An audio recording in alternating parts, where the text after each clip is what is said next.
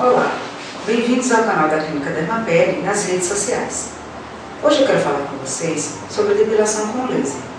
Aqui na Clínica Dermapele, nós utilizamos o laser de iodo. O aparelho emite um feixe de luz, que é um feixe reto, que tem afinidade pela melanina do pelo. Durante o procedimento, haverá um aquecimento do bulbo capilar e destruição da célula germinativa, que é a célula originária dos pelos. Com isso, haverá uma redução significativa da quantidade de pelos na área tratada, com grande durabilidade. Comparando com a fotodepilação, o feixe de luz que é emitido é em diversos comprimentos de onda. Então, a redução dos pelos não é tão significativa e não é tão duradoura quanto a depilação com laser de iodo.